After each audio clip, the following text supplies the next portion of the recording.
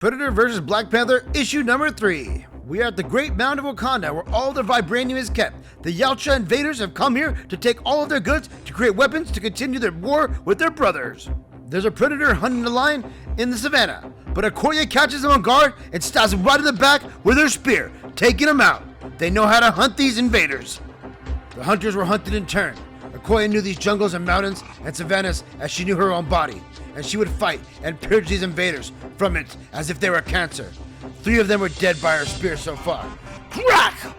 You see Wakandan Black Panther come in and take out a predator by snapping his feeble neck. They now knew the face of their enemy, and they must be smart and diligent in their haste and focused on where they go to attack. There was one reason why these predators are here. What were they hunting? Obviously, it was vibranium is what they wanted. Off to the Great Mound they must go. A band of predators have infiltrated Wakanda, led by a canny but physically impaired Yautja, who seeks to enhance himself with vibranium and overthrow his brother. The predators hacked into Wakanda's systems and closed off its perimeter, turning Wakanda into the ultimate hunting ground. But Wakanda won't surrender to its invaders quietly. King T'Challa, aka the Black Panther, and his forces, the Dora Milaje and the War Dogs, are fighting back, and they have the jungle on their side. Meanwhile, Princess Shuri and Seer Magic Kuni are locked outside the Wakandan perimeter. Shuri seeking to uncover the cause behind the shield malfunction before she could crack it. She was ambushed by a predator. Inside Wakanda, the predators have discovered the Great Mound, the source of the Wakanda's vibranium.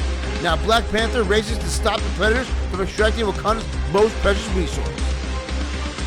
Just outside Wakanda's border, we see Princess Shuri and Magic Kina surviving their plane crash. After it happens, they are attacked instantly by a predator. We see his fist gauntlet going through the chest of the Magi. Shuri can't see this invisible threat, and all of a sudden the spear goes flying straight through the Magi's eye. Scout! He's instantly dead, knocking his head back, and she calls the predator a coward. Anyone who must kill clandestine and cloaked must be a coward. She calls out the predator to face her like a man. He does so, and she takes him on with a spear straight out of the Magi's head. Predator activates his smart disc and has 2 of them to throw at her. Shuri's able to knock down one, but the other one hits her in the arm, making her bleed. Shuri's connections are cut off from Wakanda, but she's able to contact the outside world, and she puts a distress call out. And now we see King T'Challa having an introspection after he took the 3 blasts to his head and hit the ground. Sometime as a king, it was better to guard your words and decisions. The more you shared of yourself, the more people felt they could claim and question you. There was strength in silence, just as there was strength in a mask. He needed to be silent now, because he was afraid, because of what he had learned.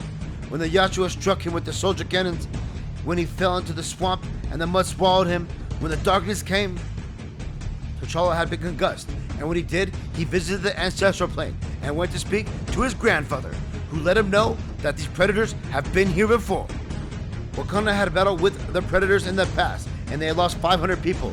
During the battle, they were able to use the predator technology to create the barrier that you see Wakanda using today. This brings us to the current day and to the mound where the vibranium is kept. T'Challa and his people must make their final attempt.